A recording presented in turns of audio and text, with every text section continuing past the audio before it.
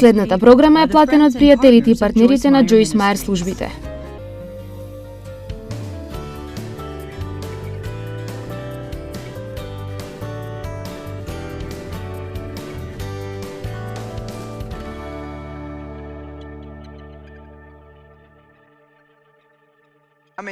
Колку од вас едноставно сте уморни од чувството како да се борите со нешто постојано? Добро, тогаш начинот да се опоравите од тоа е да научите како да дозволите Бог да ги води вашите битки.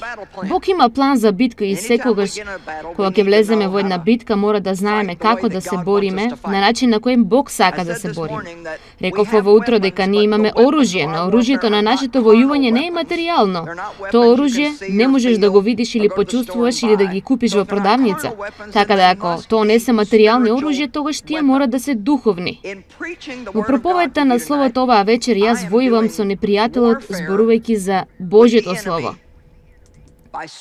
Ви помагам на вас да војувате во животот и јас војувам во сопствениот живот. Само затоа, бидејќи изговорам зборови кои се полни со живот и моќ. Божјето Слово не е било какво слово, тоа го менува животот. Луѓето не се собираат во зграда и патуваат и плаќаат за хотели и се она што сте направиле за да дојдете овде и да слушнете некој што стои овде и зборува со часови, доколку тоа не е нешто што ќе направи огромна разлика во вашиот живот. Ми се допаѓа фактот дека сте внимателни и сконцентрирани. Словото, тоа го обновува нашиот ум, се спушта во нашите срци и прави промени за нас. Така не имаме духовни оружје. Мирот е оружје. Чекорење во мир кога непријателот фрла се што на тебе е оружје, праведноста е оружје. Знаењето кој сте во Христос е дел од оружје, но исто така и начин како да се борите со непријателот. Носење на шлемот на спасението, мислејќи на начин на кој Божјото дете би требало да размислува. Библијата зборува за користење на меч со две острици, што всушност е ова, Словото. Забележувате дека не вели само носете го одстрана, вели извадете го и користете го. Користете го, тој меч со две острици. Малку зборувавме ова утро за користење на Божјото Слово против непријателот и моќта да се зборува Божјото Слово. А денес ќе дознаеме која е нашата позиција во битката и ќе видиме што Бог може да направи за нас ако се бориме на начин на кој тој сака да се бориме. Втора Летописи, глава 20, стих 17. Не треба да се борите во оваа битка. Заземете ја својата позиција. Стоите мирни и гледајте го избавувањето на Господа, кој е со вас, о Јудо и Јерусалиме. Не бојте се и не плашете се. Утре излезете против нив, зашто Господ е со вас. Нели се тоа добри вести? Не мора да се борите во оваа битка. Заземете позиција, стоите мирни и гледајте го Божјото спасение. Сега, долги години јас мислев дека нашата позиција е да стоиме мирно. Мислев, заземи позиција, стои мирно. И оно што тој се обидува да го каже. Но ако ја прочитате целата втора Летописи 20 во контекст, тоа навистина не е позиција за која тој зборува. Затоа ќе започнеме овде со стих 1 и ќе научиме добри лекции вечерва од втора Летописи глава 20. Стих 1.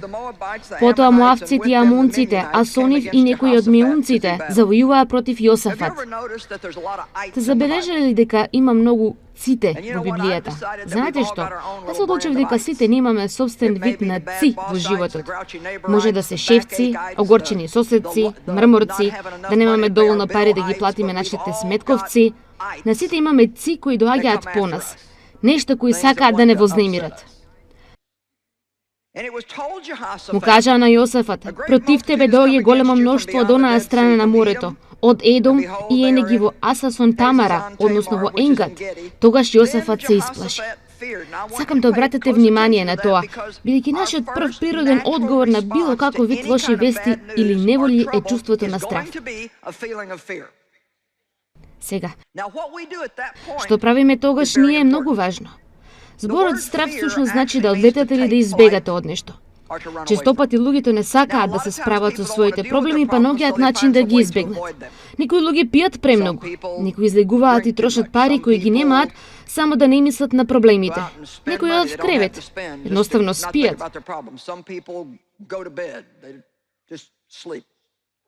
Понекогаш тие се кријат и позади дрогата.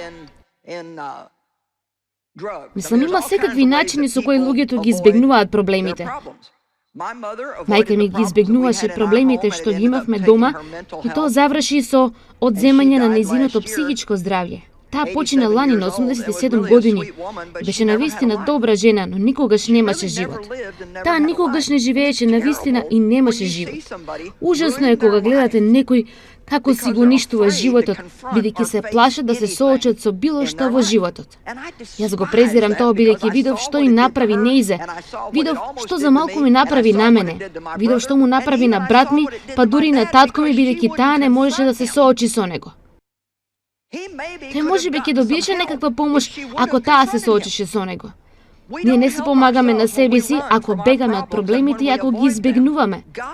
Бог не ни дал никакво оружје за нашиот грб, бидејќи тој никогаш не очекувал да бегаме. Секое парче на оружје за кое читате во Библијата е нешто што ви помага кога се соочувате со непријателот. Се допаѓа она што го пишува во Библијата за овчарот Давид кој всушност станал цар. Вели дека кога тој ќе се борел со Голијат, истрчал на бојната линија. Го сакам тоа. Тој не избегал кога го видел Голијат. Тој трчал на кај Голијат. Знаете ли што мислам јас? Мислам дека ние понекогаш размислуваме за проблемите до смрт. Не мислиме на нив до степен што не плаша толку многу, често пати треба едноставно да не мислиме и да му веруваме на Бог. Не мислам да правиме глупости, но ако знаете што Бог сака да направите, едноставно кажете: јас нема да се плашам од ова. Ќе зачекорам со вера и Бог ќе биде со мене кога ќе стигнам до бојната линија и тој ќе ми покаже што да правам. Амин. Знам дека некои од вас трпат нешто со кои треба да се соочите. Возрасни деца кои ви искористуваат. Не знам од каде дојде тоа, но еве го.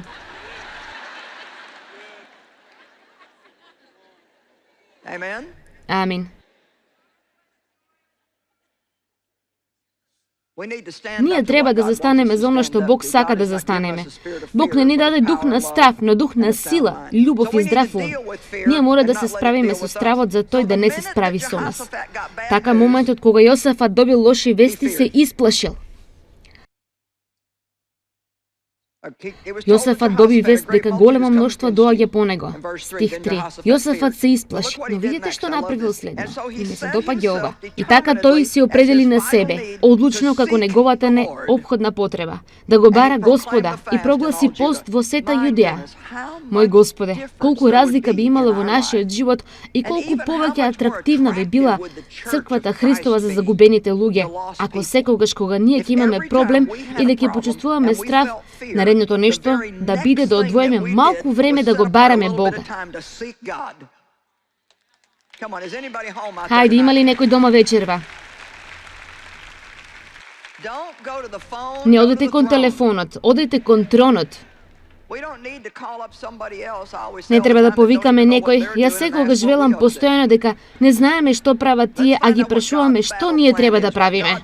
Ајде да дознаеме кој е Божиот план за битка, која е неговата стратегија. Во секоја битка што имаме, мора да слушаме директно од Бог. Еден Божи збор вреди повеќе од 10.000 човечки зборови. Велите, да го слушнеме Бог. Можеме ли? Апсолутно. Можете да бидете водени од Светиот Дух. Може да го слушнете Бог. Може би нема да слушнете зборови. Јас не барам гласови цело време, но ви кажувам, кога го барате Бог, ви инстинктивно ќе знаете што треба да правите. Ќе бидете водени од Духот и дури ако не сте свесни во моментот, како што ќе продолжите, ќе бидете водени и ќе знаете што треба да правите. Единствениот начин на кој можам да го правам ова што го правам е бидејќи научив како да дозволам Бог да води. И секогаш имам порака кога ќе се качам овде, но искрено, понекогаш ја проповедам обратно. Кажувам нешто кое ги нема во неа. Има нешто кои не ги кажувам. А понекогаш животите ни се толку организирани што нема начин Бог да влезе било како. Па мора да научиме како да се плашиме од Бог. Еден Божји збор може буквално да ви го промени животот за секогаш. Еден збор од Бог може да ви даде храброста да се соочите со се. Пред 25 години јас имав рак на дојката и тој растеше многу брзо. Туморот беше многу мал, но тогаш правеа порадикални операции. Јас морав да направам многу многу радикална операција, веднаш бидејќи рекоа дека ќе си играм руски рулет со животот ако не го извадат од мене. Тоа беше тумор зависен од естроген. Нормално, рак е застрашувачки збор. Се сеќавам дека бев многу исплашена. Овој страв ќе ме надвладееше, потоа ќе го исповедав словото и се чувствував постилна и повторно. Му верував на Бог. Тогаш повторно ќе доеше стравот. Околу 3 часот едно утро мислев, слушнав толку јасно во мојот дух. Јас ќе се погрижам за тебе.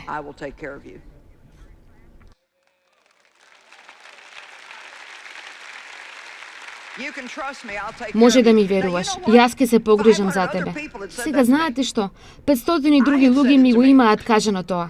Јас се го имам кажано тоа. Ние треба да разговараме со себе во време на неволја. Добра е да добиеме охрабрување од други луѓе. Но само велам дека кога Бог ми го каже тоа значише. Беше како тогаш верата да ми се издигне.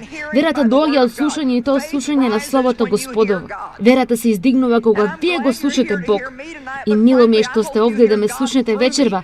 Но искрено, јас се надевам дека го слушате Бог преку мене или се надевам дека нешто ќе кажам ќе предизвика да отидете дома и да го барате Бог во таа област за себе си. Бидејќи еден Божји збор вреди како 10.000 човечки зборови. Но ние нема да го слушнеме Бог ако не одвоиме време да го бараме Бог. Знам дека овде има луѓе кои се на различни места во чекорот со Бог и можам да кажам на некои од вас: барајте го Господа. Знаете точно за што зборувам, а некои од вас мислат: само што да гледав на телевизија, мислев дека ќе биде забавно да дојдам и да видам како изгледаш. Знаете, навистина не ви е јасно што значи да го барате Бог. Само отидете некаде и затворете ја вратата. Ако вие навистина не знаете како да го барате Бог, тој ќе ве сретне вас таму каде што сте. Не мора вие да одете да го најдете. Ајде, треба да го кажам ова повторно. Реков дека ако вие навистина не знаете како да го слушате од Бог, добрата вест е дека тој ќе дојде и ќе ве сретне таму каде што сте вие. Се што треба да правите да седнете некаде и да кажете: Господе, ми требаш, во неволја сум, не сакам да се плашам, не сакам да реагирам емотивно, не знам што да правам. Зборувај ми, дај ми правец и води ме. Тогаш ако навистина не слушнете нешто веднаш, не се фрустрирајте и вознемирувајте.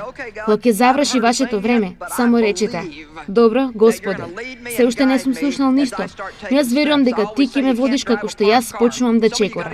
И секогаш велам: не можеш да возиш паркирана кола. Некој од вас треба да си го тргнат животот од паркингот и да почнат да се движат некаде, за да Бог ги води секаде. Нели? Слушате директно од Бог. Втора Летописи, глава 20, стих 4.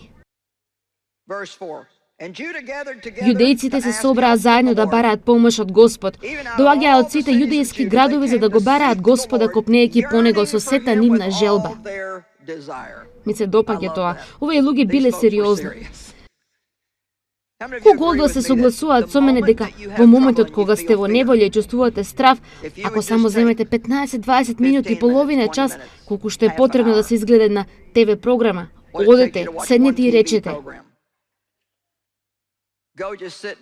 Господи, јас треба да слушнам од Тебе, ми треба Твојот правец.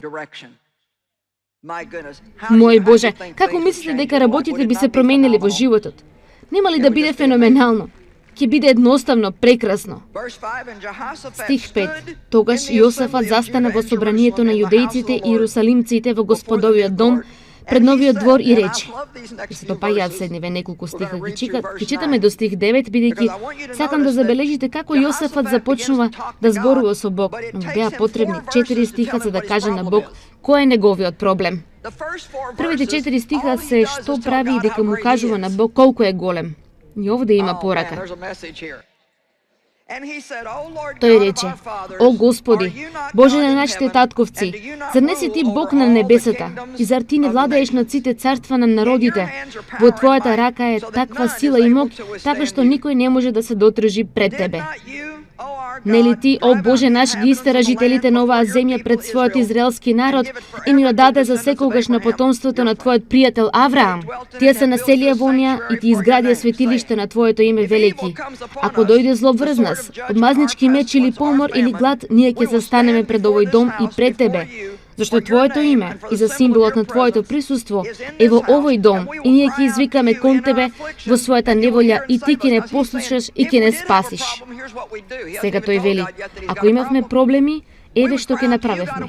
Тој дури се уште не му има кажано на Бог дека има проблем. Ние ќе повикавме кон Тебе, Господе, и знаеме дека Ти ќе ни одговориш, бидејќи Ти си голем и семоќен и нема ништо што Ти, о Господе, не можеш да го направиш. Овде дури има и малку психологија. Тоа е како, јас ќе му се умилкувам на Бог и дури тогаш ќе му кажам што навистина ми треба. И секако Бог веќе знае, и знаете што следува. Но сакам фактот што тој не се затрчал барајќи нешто. И сега, еве амонците, моавците и они од Сирската гора, преку кои не му дозволиле на Израел да помине. Кога тие доаѓаат од египетската земја, ту ги заобиколија и не ги сотреа. Тој вели, добро Господе, кога тие дојдоа во Израел, Израел можеше да ги уништи, но Ти не дозволи. И така, сите тие ни враќаат со зло, доаѓајќи да ни истераат од Твоето наследство кое Ти ни го даде да го завладееме. Стих 12. Сега тој ќе навлезе во тоа што треба. О Боже наш, зар нема да им судиш на нив? Зашто во нас нема сила кон тоа големо мноштво кое доаѓа против нас. Ние не знаеме што да правиме, но нашите очи се насочени кон Тебе. Сега, стих 12 е многу важен, бидејќи тој сега ни вели, погледни, Ти си голем и моќен, можеш да направиш се. Нема нешто кое не можеш да го направиш. Ако имав проблем, ќе отрчев кај Тебе и Ти сигурно ќе го решиш. Сега, овие непријатели кои доаѓаат против нас, ако Ти ни дозволеше да ги уништиме на почеток, тогаш тие не би можеле да не вознемируваат, но Ти рече дека не може. Ние те послушавме, па така, вака не наградуваат доаѓајќи против нас. Некако тој вели, па Господе, овој мој проблем некако е, малку така да речеме, Твој проблем. Да, мислам, кога Бог ме ги отвори очите за ова, мислев, супер. Мислам, што ако една од моите деца сакаше да го поземи мојот автомобил за една недела и да дојде да каже, може ли да го земам твојот автомобил за една недела? Или уште полошо, само да предпоставиме, да ги земеше клучевите и мојот автомобил. Тоа немаше да помине така добро. Дури да речеше, ќе ми треба твојот автомобил за една недела. Може би ќе му го дадев, но може би немаше да бидам пресретна во врска со тоа. Но друга страна пак, ако дојдеше, мамо, ти си најдобрата. Да ти кажам, мамо, ако некогаш имам проблем, знам дека би дотрчал директно кај тебе и ти никогаш нема да ме одбиеш, бидејќи ти си најпрекрасната, највеликодушната и најдобрата, најкул мајка во целиот свет. Те сакам со сето срце. Гушни ме, мамо. Всушност, јас имам 34 годишен син кој знае како да го прави ова многу добро. Тоа е моето бебе. Има 2 метра, многу е мускулест и ќе ме подигне и ќе ме носи низ целата куќа.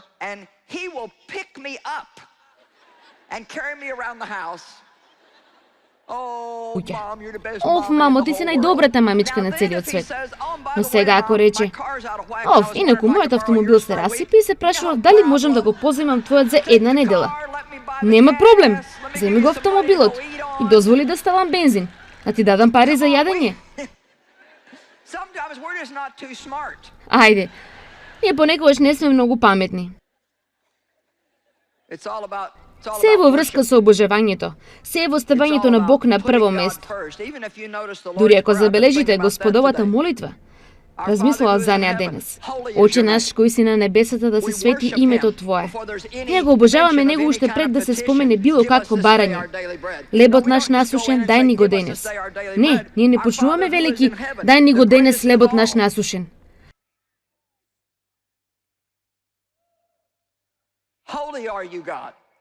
Оче наш кој си на небесата, највеличествен од се, ти си свет Боже. Ти си најпрекрасен, ти си најдобар, ти си најголем. Дај ни го лебот насушен. Избави не од сите непријатели, избави не од злото.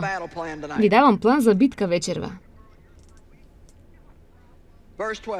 Стих 12. О Боже наш, зар ти нема да им судиш на нив?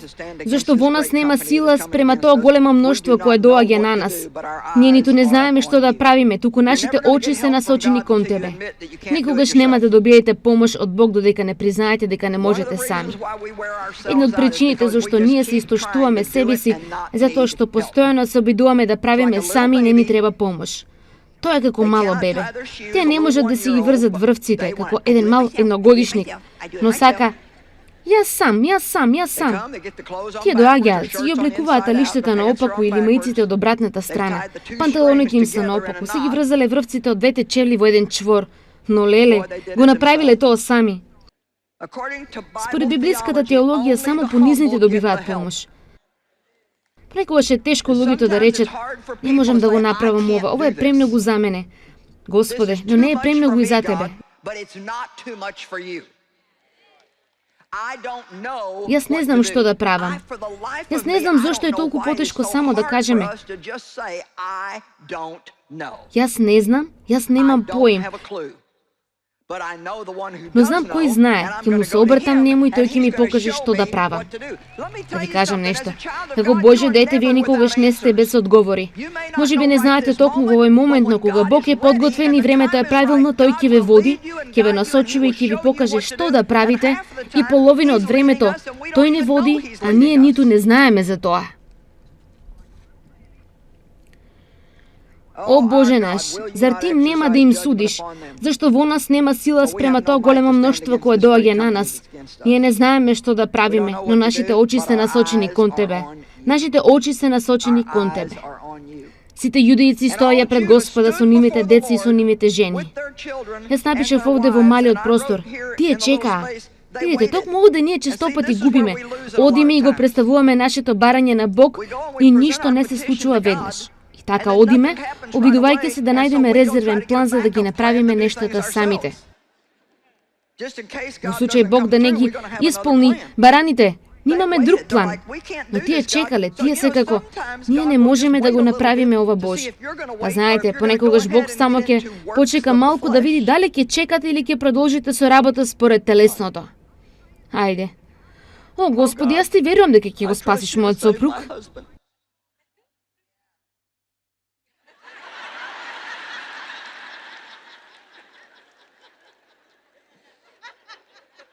Но во случај ако ти треба помош, јас ќе купам некои од тие Джойс Мајер книги, ќе подцртам некои работи, па ќе ти ги поставам насекаде низ домот. Ќе ги пуштам тие CD-а кога тој ќе е дома и ќе ја пуштам таа ТВ програма. Сега знаете, ако Бог навистина ве води да правите такво нешто, веројатно ќе мислите дека е случајност. Ниту ќе знаете што всушност правите. Работата на телото е нашата бистра идеја за тоа како да го правиме она што само Бог го прави. И тоа се работи кои не функционираат. И тие не исцрпуваат, ви кажувам. Толку многу се обидував да го променам Дејв, Господе. И сега после речи си 50 години, тој се уште е истиот. Не ми се допаѓаше тоа што тој сака секакви видови на спорт, а мене ми беше ниту најмалку грижа за спортото, тој се уште сака. Слушаш, тој дури го зголеми бројот на спортови што ги следи. Тенисот порано не беше во игра. Сега е цело време тенис. Тоа едноставно, тоа е се. Оди на фудбалски надпревари, оди на бейсбол надпревари. А јас толку многу се обидов да го променам. И знаете што? Вие не можете да ги промените луѓето. Само Бог може да ги промени луѓето. Ако вашата битка сега е некој што мислите дека не можете да го трепите доколку не се промени, тогаш ви очекува нешто друго, бидејќи штом Бог ве споил со него. Бог ќе ви даде благодат со своето присуство и бидете среќни ако тој некој никогаш не се промени. Ја тресете главата, велики не? Ајде, не ме каменувајте. Јас не зборувам за тоа некој да ве тепа, да ве злоставува или некој од тие чудни нешта. Само зборувам. Знаете, луѓето се разведуваат бидејќи нивниот сопруг сака спорт. Луѓето се разведуваат бидејќи се несоодветни. Па кој е соодветен?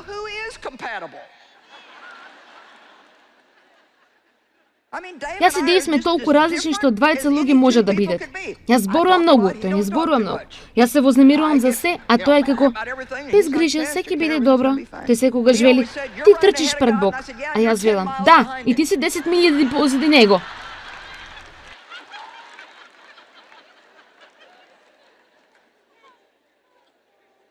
Јас сакам да правам одлуки спонтано, тој секогаш е: па ќе видиме, ќе размислиме малку. Јас не сакам да размислувам за тоа, сакам да одлучам. Делата на телото кои не функционираат. Морам да дојдем до поентата. О Боже, кој се замислувам дека сум јас за да променам некого? И не само тоа. Господе, ми треба поголема промена од било кој друг на планетата. Па не треба јас да се обидувам да променам некој. Само промени ме мене и прави што сакаш со останатите. Сега можеби ти треба малку повеќе активност.